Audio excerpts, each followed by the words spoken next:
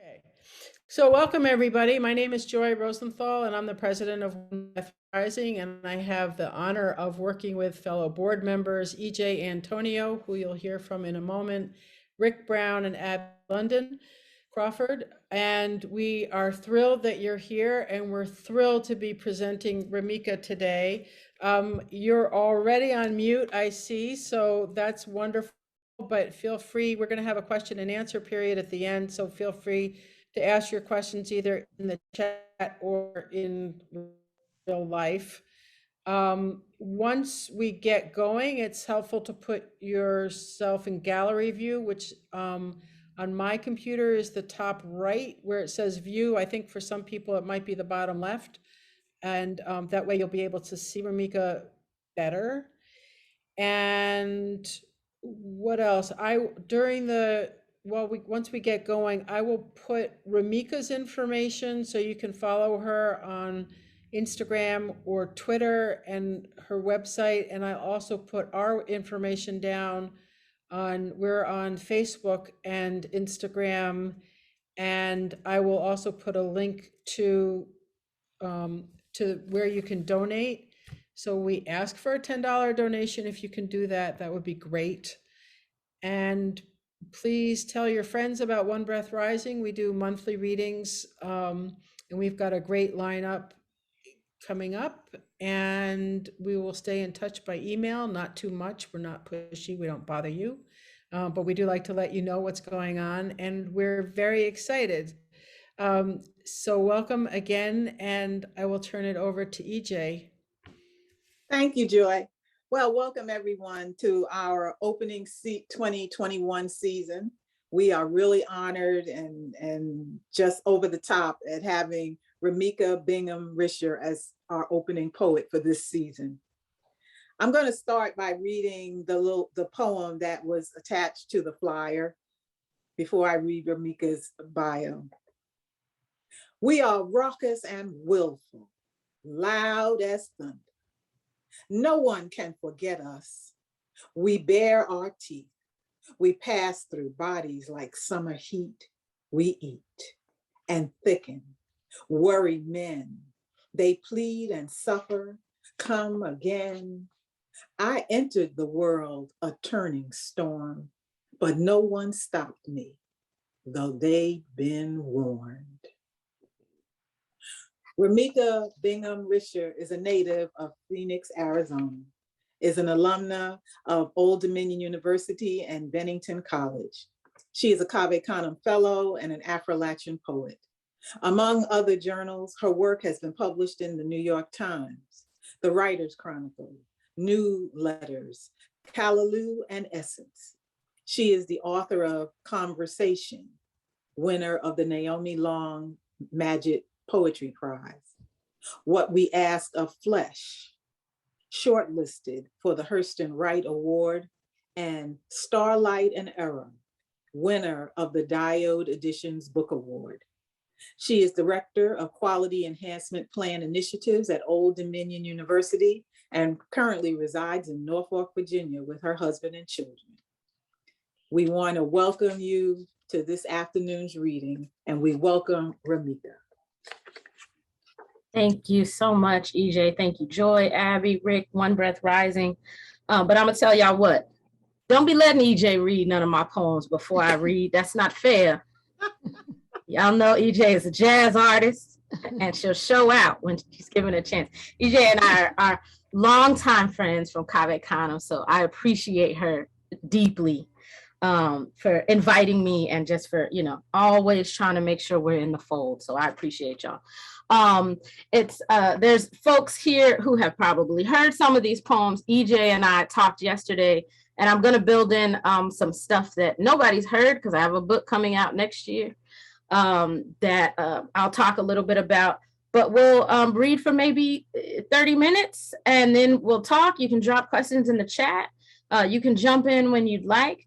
But I'm going to start reading poems from my most recent book, Starlight and Error. And it's a book of love poems. And this is the opening poem in the book. It's I'll kind of talk through it as we go, but it's about my parents It's about an aunt and uncle who helped raise me and helped raise them, raise all of us.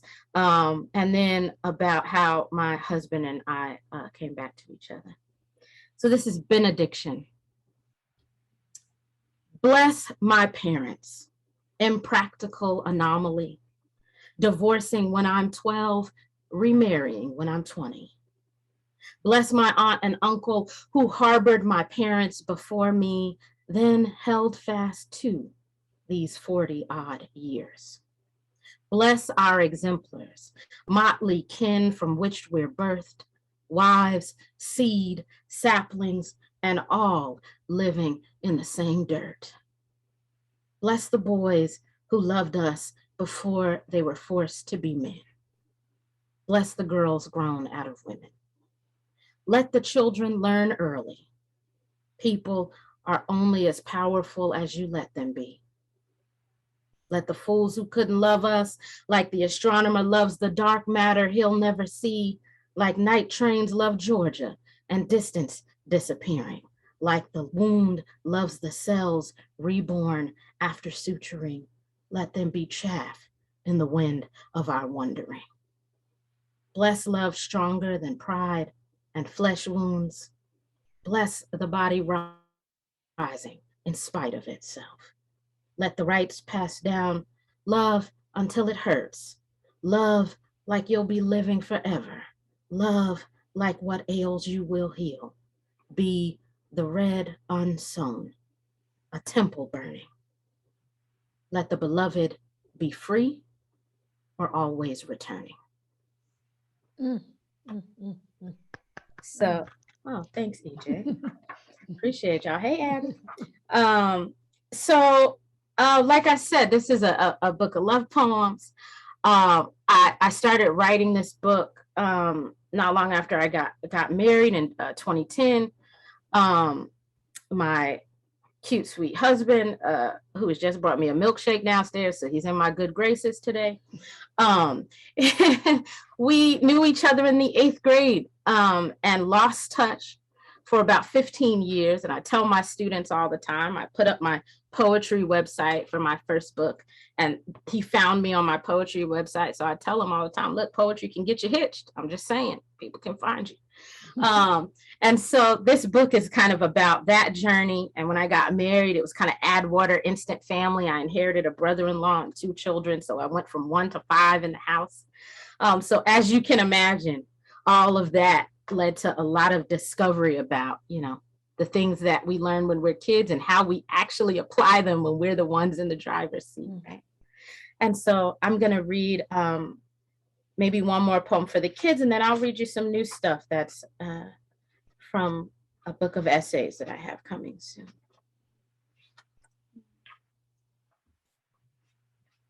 I'll read If It's Magic, because my parents are here, or at least one of them is on somebody's iPad. I see y'all. This book is a lot about my parents, as you heard in that first poem. They're a strange bunch. They could never get out of love. So they were divorced when I was 12 and then remarried, and I have been sticking it in there for another 25 years now. And so this poem is about how I used to go through their records. Abby was just talking about a record collection. So we have to, think about some of those times. This is If It's Magic. When I find the songs in the key of life 45s, I marvel at the messages my parents inscribed. Sweet B and Junior B, those were their CB names. Y'all remember CB clubs? In Love, 79. Their marks on the sheath's concentric circles. Inside on the lyrics booklet, worn smooth, their scratches on the grooves. I spend a year playing the set, enthralled every few days by some new epithet, a background voice trailing, a tone's shift or timbre. My mother counts the years since their beginning, how I interrupt their ending, heartache and revelry, what each of us remembers. Such strange obsessions I inherit, their soulful cinders, indecipherable refrains, this awful insistence on fraught and ordinary pain. And so, you know, it got real meta here for a second, because as I was reading that line, I inherit their obsessions. There's a songs in the key of life 45 behind my head. I forgot that, like, this is the way I've stationed my room. I really have inherited all the things they loved, right? They passed on some good stuff to me. All right, so let's take a little break from the poems, and I'll tell you about the book of essays that I have coming out with Beacon Press next year. The book is called Soul Culture: Black Poets, Books, and Questions That Grew Me Up. So the book is about all of the things that I've kind of learned on my own journey to becoming a poet. But it started because I was really interested in asking other artists questions about their work. So that's why, you know, what's happening today with One Breath Rising makes me happy, because it's a full circle moment. So I spent maybe 15 years doing these really in-depth interviews with Black poets I love. Some you probably love too, like Sonia Sanchez and Lucille Clifton and Natasha Trethewey and A. Van Jordan, Honoré Fanon Jeffers, who's her novel is the Oprah's Book Club pick this month. So, you know, poets that have branched out and started doing all other things. And so those interviews kind of morphed into, all right, I've asked these writers all of these things about writing. Now, what have they taught me that I've been able to apply and kind of work through in my own life? So it's turned into a memoir of sorts. I know, crazy. Poets just, you know, work in the most mysterious ways. And so I'll read just a little piece of one of the essays that's called On Faith. And it starts with these little dictionary entries that I kind of made up. It's not what you find when you look at faith in the dictionary necessarily, but for me, these are some of the definitions of the word faith. 1, a noun, the duty of fulfilling one's trust, allegiance owed to a superior. I owe ancestors and elders my reverence, faith, and take seriously my charge to speak truth to power, meaning I will tell it like it is, and not how others pretend it was or should be. I am trying to find joy in destruction. Me and my cousin Rochelle, my always accomplice, were sitting just outside the kitchen, listening to the women who raised us tell us all they know about who's low down and who's gotten back up again. We were less than 10. So I don't know it yet, but these are the poets in the kitchen Paula Marshall wrote about. The women whose down-home speech will change the way I hear music. Think of rhythm. The way Black folks speak and speak to each other, family or not, is a love language built on wordplay, indirection, humor, and affection. We call this articulation signifying, which is apropos because it's often meant to be a heads up, a sign, a portent about some coming action. There are endless variations of Black rhetoric. Signifying often depends on the region you're in or were raised in, your church home, the way your friends cut up, or how your family shares its own lore. When I read Major Jackson's poem, Urban Renewal, Block Party, written for the group The Roots from his book Leaving Saturn, I was bowled over by his calling Shakespeare's Prospero a sucker MC. I loved it when Patricia Smith sounded like every street corner barbershop comedian philosopher in her poem Terrell's Take on Things. And just coming to the title of Lucille Clifton's Why People Be Mad at Me Sometimes made me want to know her secrets, because they sounded like secrets my cousins might keep. You know, signifying women, they raised me with an understanding that destruction can be made into sugar, something gritty and sweet on the tongue. Worry can be undercut and buried. Getting up every day, turning the music on, cleaning house, then cutting up in a warm room and putting your hands in the pot means you can go on living despite what the world has left you with. So, yeah, so, you know, so much of our work as poets, as musicians, I know we've got lots of artists in the house and artists who will watch this later on. So much of our work is about reclamation, about saving, right? The things that, often don't get a huge audience in particular, right? Those women in the kitchen, we don't think of them as philosophers, but good Lord, they sure shaped me. And so this poem is about those women, and it also starts with, the title is a quote from NASA. I was reading about some new stars that they discovered, and they said the stars were young, small, and growing, often violently. Music can't save you, but it marks a place. And the knife can be a fierce negotiator. I learned this reckoning from the women raising me. My mother's 4 sisters, my father's 3, grandmothers, play cousins, surrogate aunties. They crowd the table, throwing cards and customs, warbling. I take a shining to everything they allow me to hear. The whiz and kingdom melodies, Motown, handle every haunt and opening.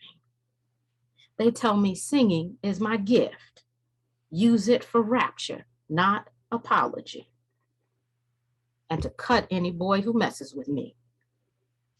At weddings, funerals, school assemblies, my voice is their tender yield.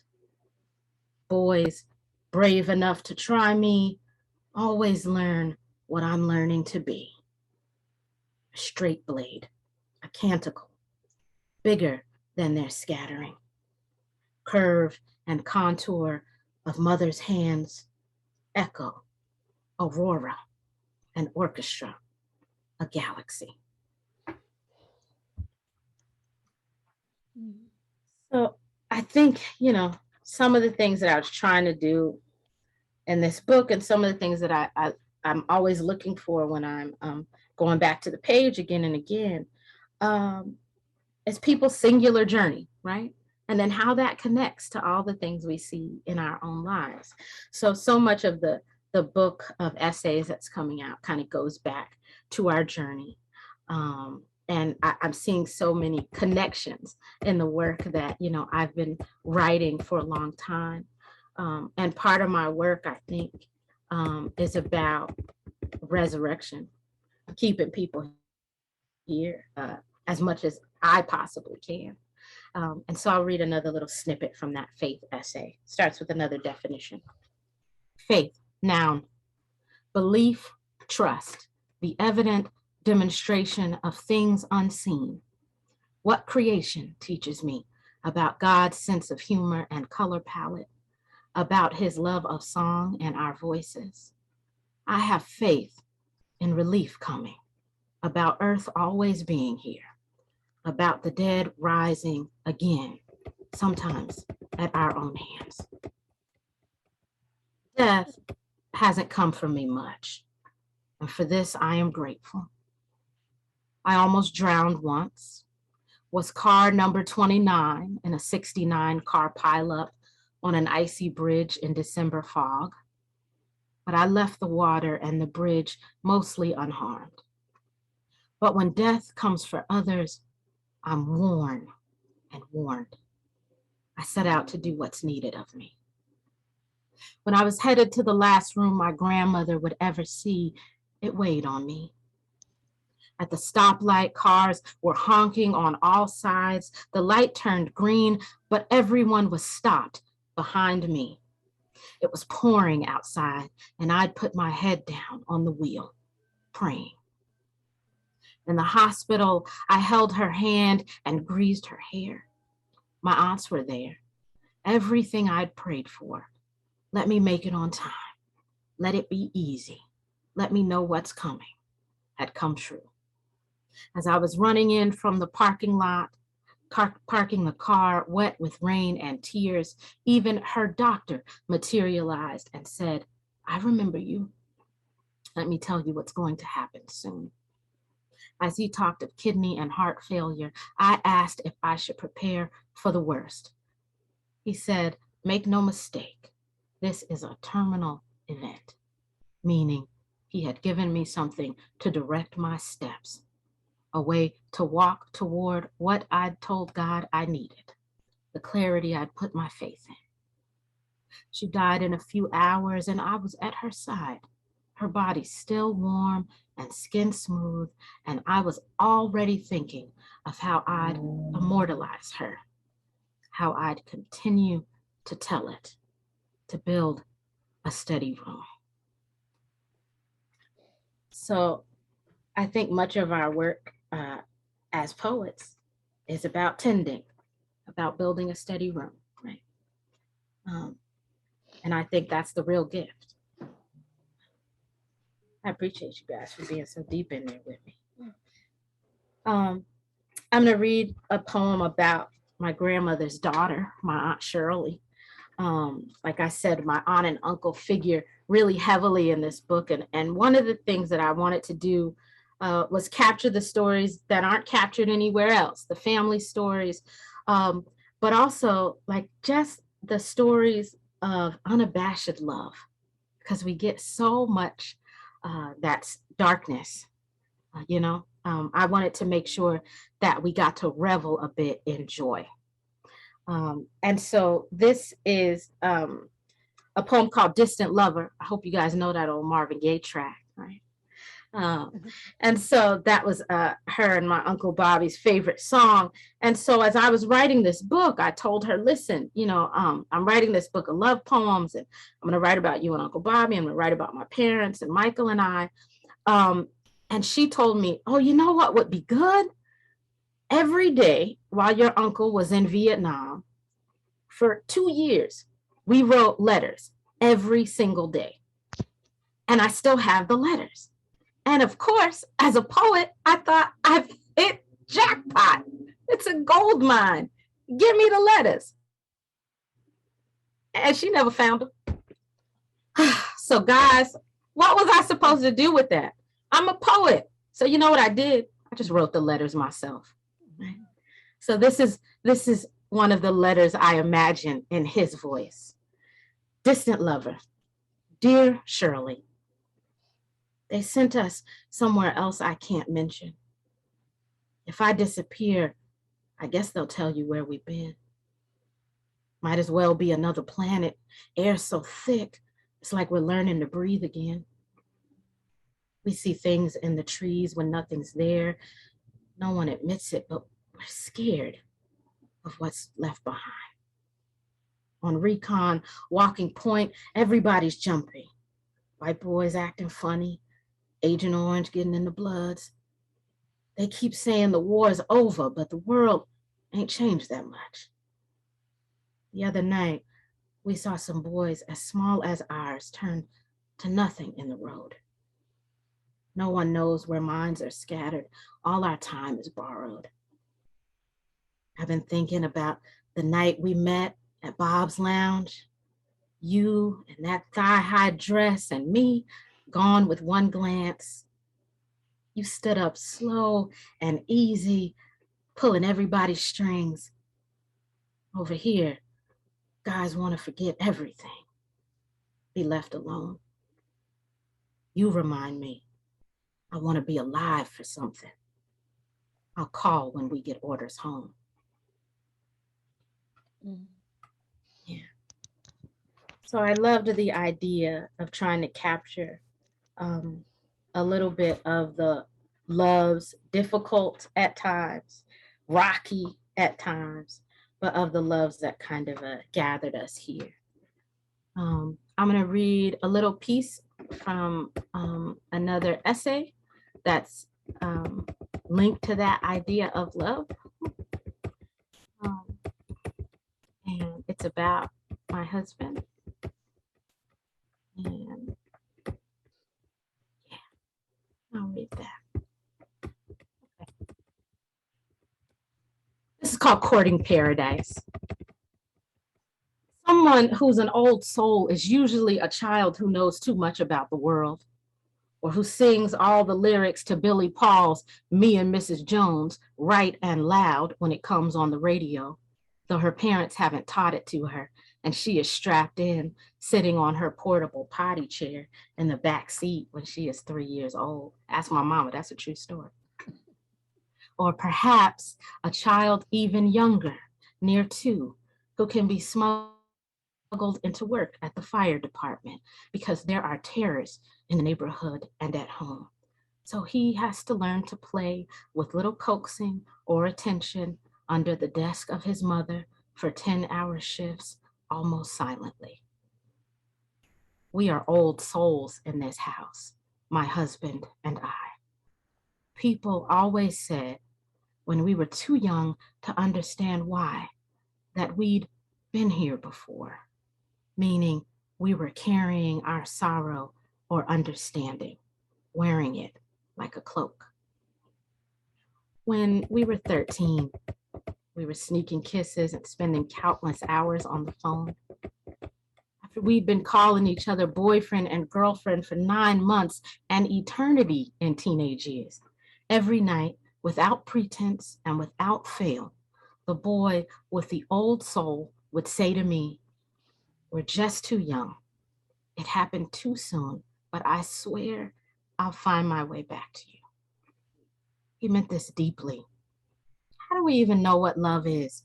I asked him, and he was crushed at the thought of this, the thought of me not being sure of what I'd been saying and agreeing to all this time. He said, "I know I love you. I know what this is," and never wavered, despite my level-headed questioning. But he knew we'd move on, be fleeting as children are, and miss what light there might be in our hands. I thought his deep voice was smooth, that his high cheekbones made him gorgeous, and he was a little quixotic with all his devotion. But I also knew he often went home to a place that was imbalanced, violent, and over time, he had learned to wait silently, to let others flit around him, banging or yelling, busy with their own chaotic shifting. He knew, though I doubted it, that he and I would cling to some dream of this improbable love between us for the rest of our lives, even in the distance. So when we had been out of touch for 15 years, when I had moved across the country and become a writer, when he had fathered children and helped his mother escape a burning house, when we were living peacefully and almost 30, he hung his hat on reckless desire and came to find me. So I'll read a poem for my, I'll read a poem for my cute, sweet husband.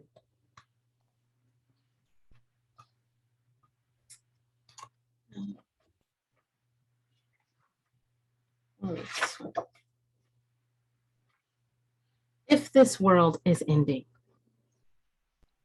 all I've been meaning to say is, I was wrong.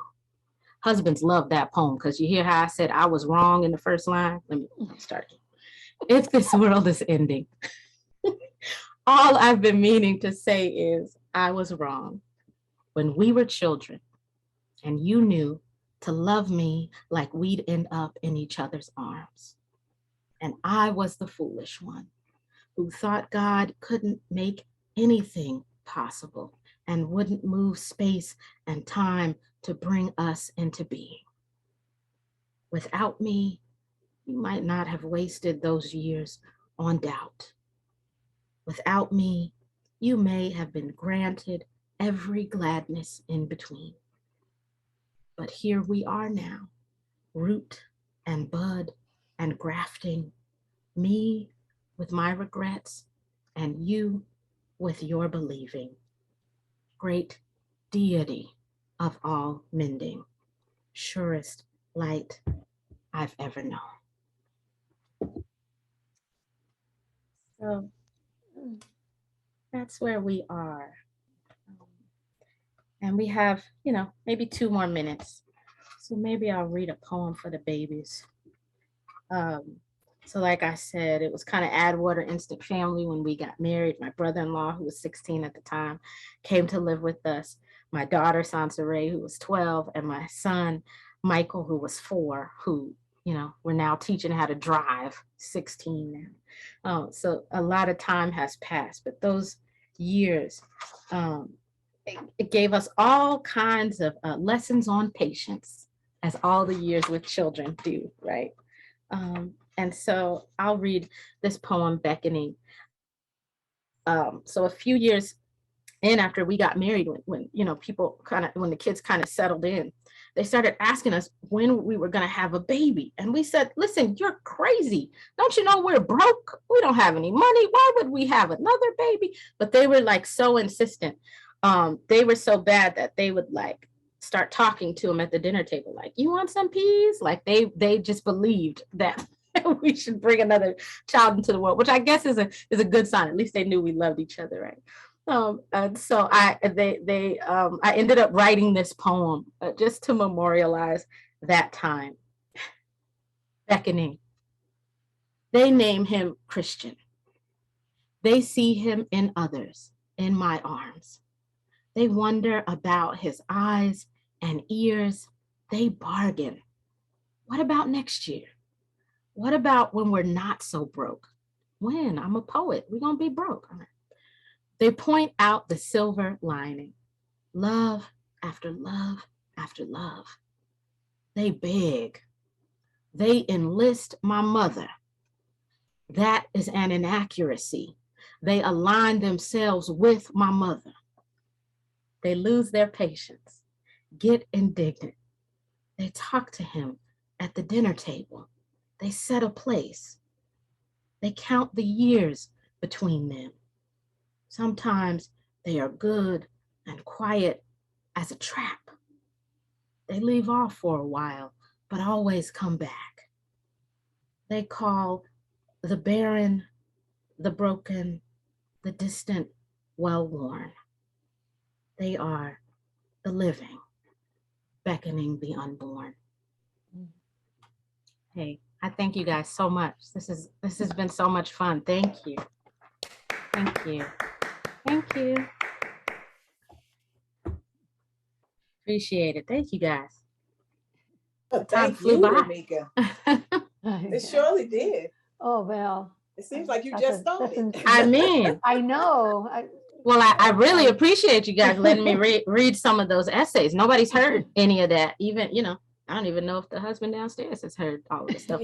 All of the business I'm putting in the streets. So so I appreciate you guys giving me the space to share freely and feel comfortable with the other artists in the house. Wonderful.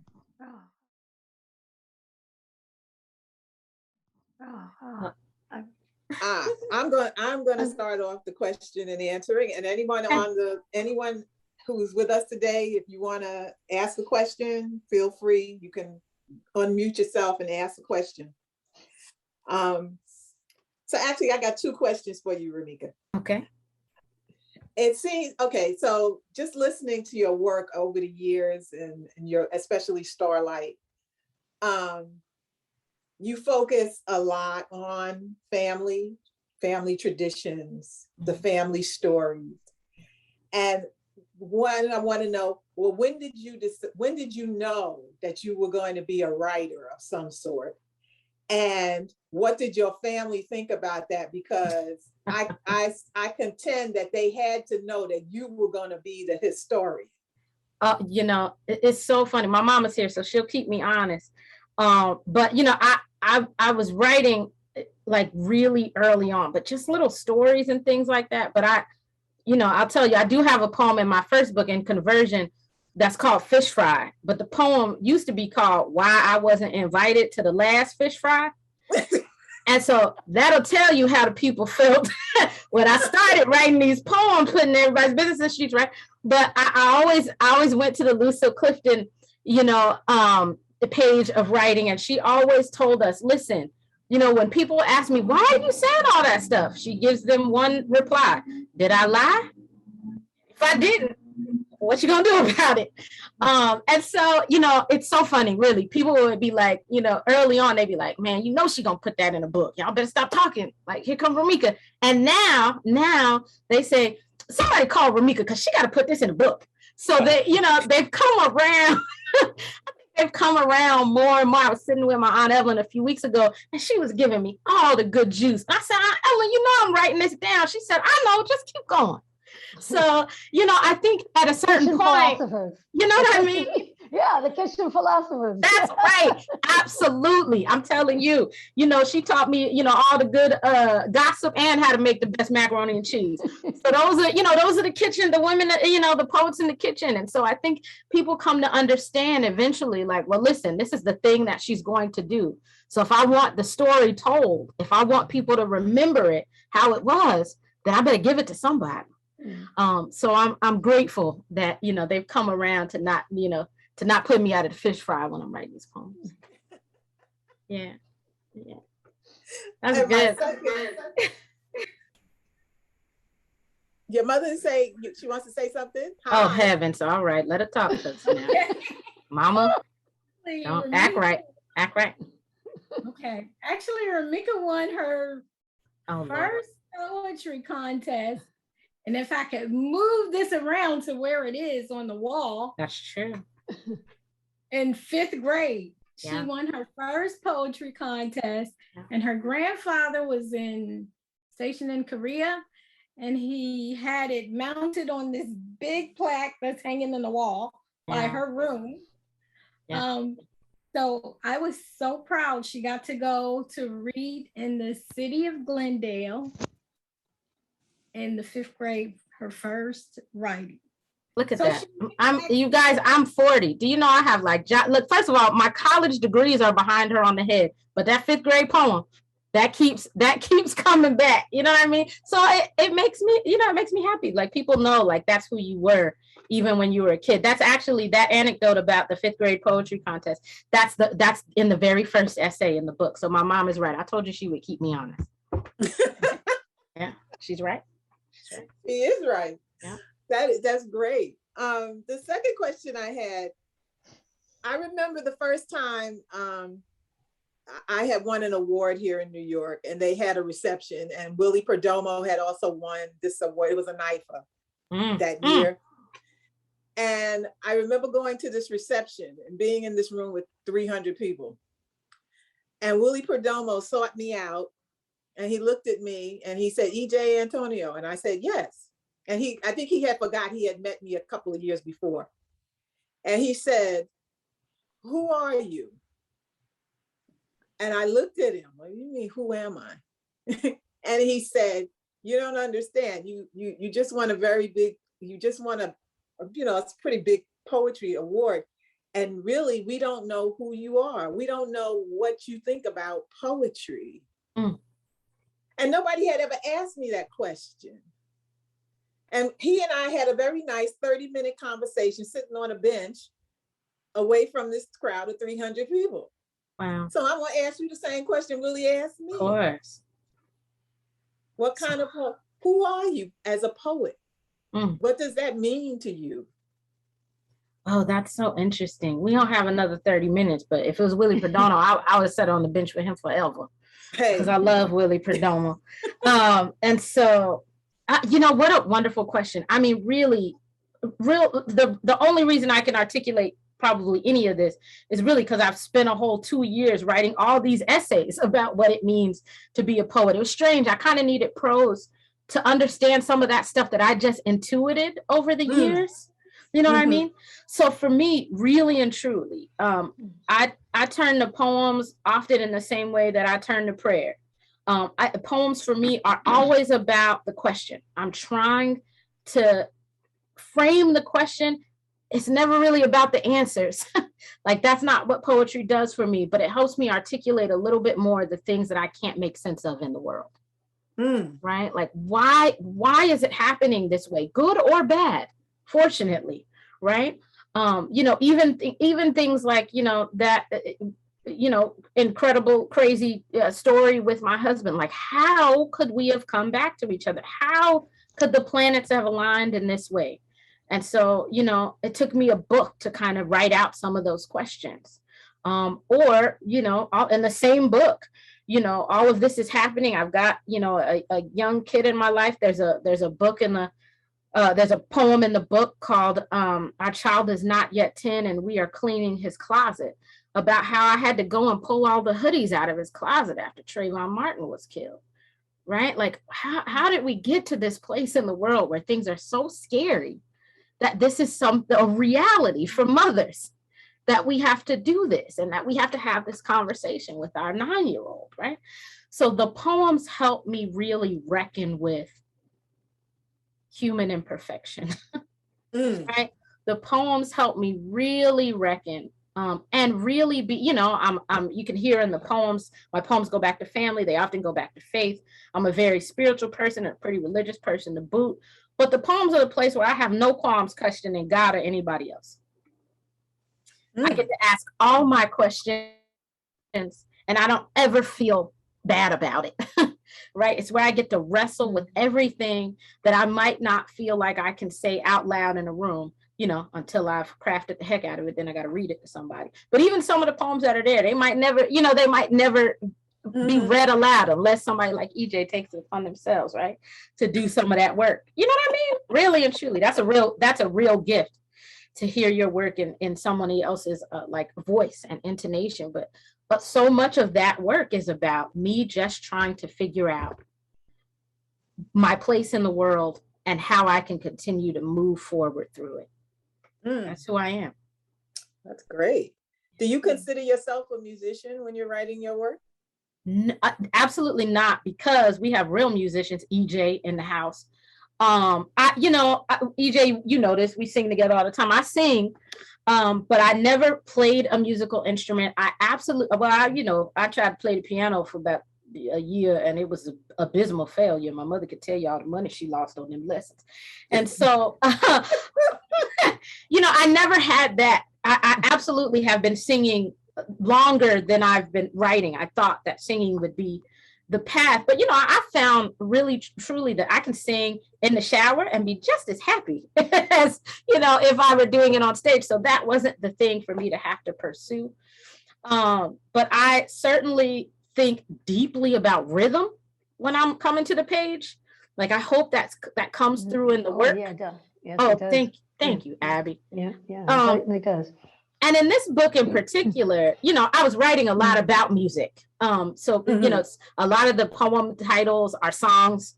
That Stevie Wonder poem you heard me start with, If It's Magic. Really, I was just trying to get from If It's Magic to Ordinary Pain, which is another Stevie Wonder song, right? I was just trying to get in as many of those homages to the musicians that I love, because they also, music is a balm.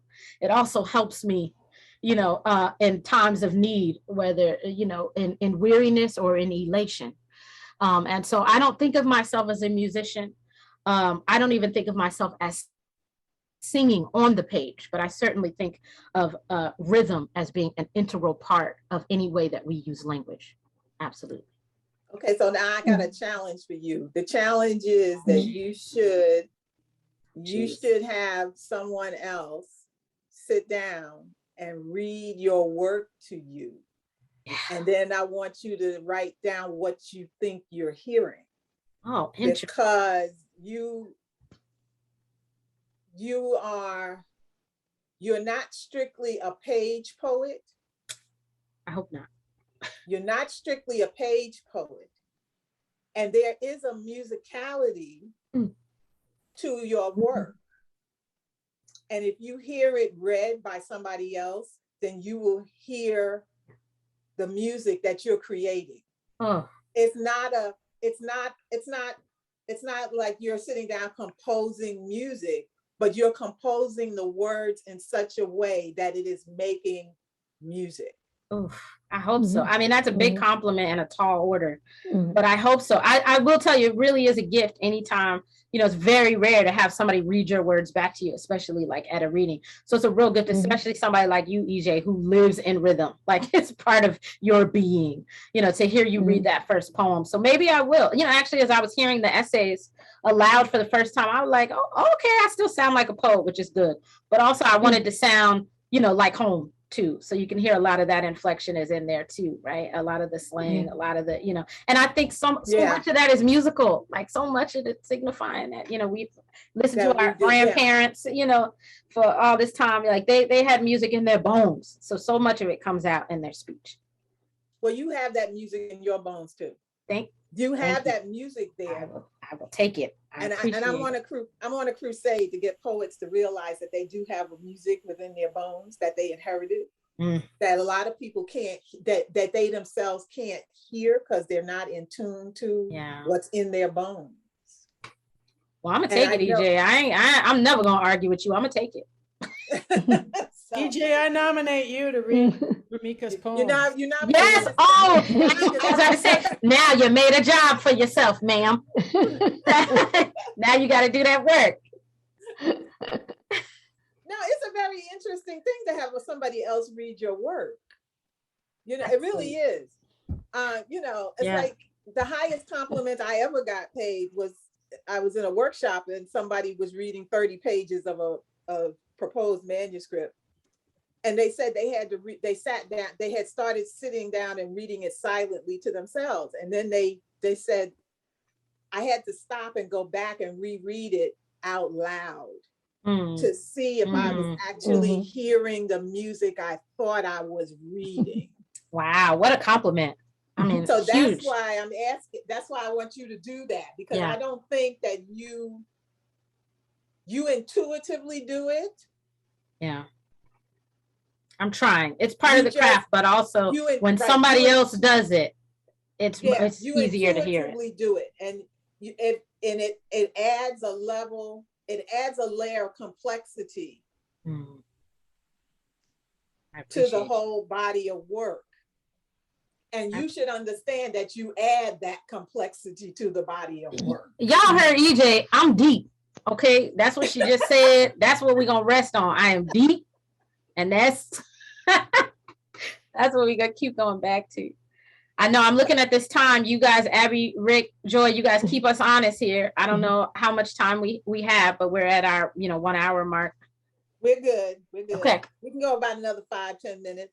So because I want to open it up to the floor. If anybody else has any questions for Remica, please jump in. Get into the conversation. You can also drop it in the chat. I see, other people drop it. Say, what came across to me is so much love, and the stories of your parents reuniting and you and your husband reuniting. I mean, that's phenomenal. Oh, yeah.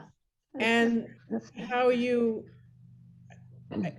I guess my question is, how do you convey, maybe it's impossible to answer, but how do you convey so much love on the page? And really and truly, lots and lots of revisions. I tell this to my students all the time, right? Because love poems are hard to write. And they're hard to write because, you're sappy about it, right? Like these are things that move you deeply. Like, if I think about it too, and you guys really, this is what you need to know about me. I will cry at a Hallmark commercial, okay? At the drop of a hat. So I am a real sap. Okay. And so even if I think too deeply about these things, I'll get emotional. But the poem is not to be devoid of emotion, because then who cares? But it has to be crisp enough that people can really understand the story. You know what I mean, Abby? Seriously, I'm with you on this. That's what choked me up about the passing of your beloved. And I just I couldn't stop crying because of that clarity that you brought to it. It was just brilliant. I mean, it touched me, right? It touched me. It wasn't the sappy feeling. It was just like so right on in terms of what the emotion was and what the beauty of. I loved it. I loved it so much. Yeah. I thank you so much. I hadn't read that aloud, and I thought, oh man, maybe this was a mistake. But I think, oh, thank you. I mean, not that I was trying to tear you up, Abby, but for back to Joy's question, I think it's about the specificity, right? Yeah. Those really specific instances that people can then bring their own experience to. Like that's the way that you craft love on the page, Yeah. right? And as poets, we're always telling our students, it's about imagery, it's about the sensory details, it's about showing, not telling, right? Like all those adages that you hear all the time. But really and truly, like that's how you get it to be somehow clear enough for someone else to really latch on to what you're trying to hold within yourself, right? Yeah. And I also need a copy of the letters from Vietnam. Oh, the Those things. Starlight and Air. I'll send it to you. That also was my husband is doing a musical piece about his father who was in Vietnam, and he actually sent letters home to his mother and father, and that they're being used in the piece. It's called "Peace Be With You," and it's because he always signed off "Peace to his parents, peace be with you." Oof. And but why I mention it is that you imagined this world which was spot on, and so I would love it. I love. I will make sure you have them. There's a red one, but there's another one there as well, like her response. So I love the idea that your husband is like capturing, some of this that we would otherwise lose because no one thinks that's important. But to those of us who come to discover it, my God, like what a real genuine expression of love and faith to kind of keep giving back to people over and over, writing them letters over and over, even in your most difficult time. Yeah. Oh man, I thank you. I see folks in the chat. I'm jumping in just to say thanks. Great. Do we have any more questions? Comments? Just sweet people.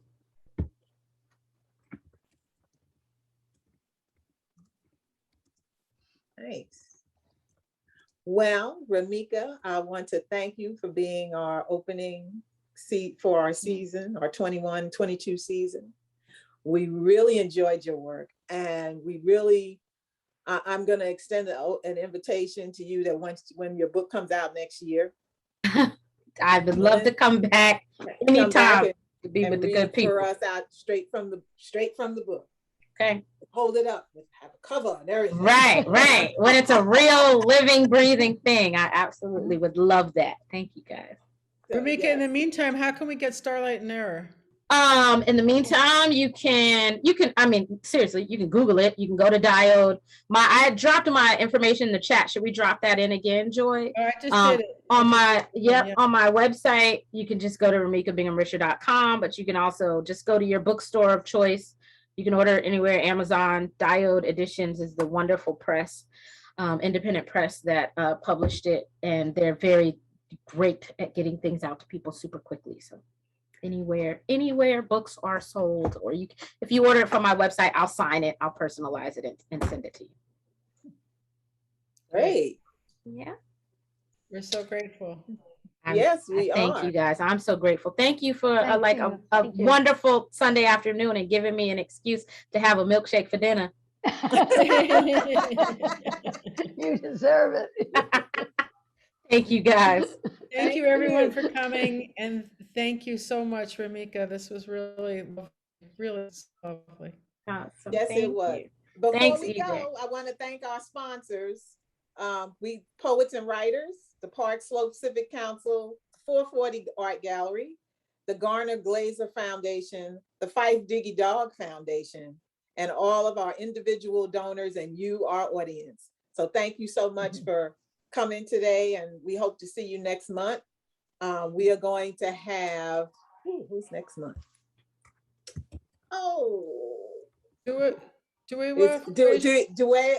Dewar Frazier, M. Frazier, is our feature next month. And we hope that you will join us for that reading. And for our November reading, we're going to have Mariah Hadessa Ikeri Itali is going to be featured for us in November. So please join us the next couple of months. We have some really fantastic writers, and I think you'll really love their work. So thank you for spending this afternoon with us at One Breath Rising. Thanks, guys. Thank you, everybody. See ya. Bye-bye. Thanks, Rick. Thanks so much, Abby. It Bye. was so nice meeting you. Thanks, Pleasure, Joy. great pleasure. Thank you. And I'll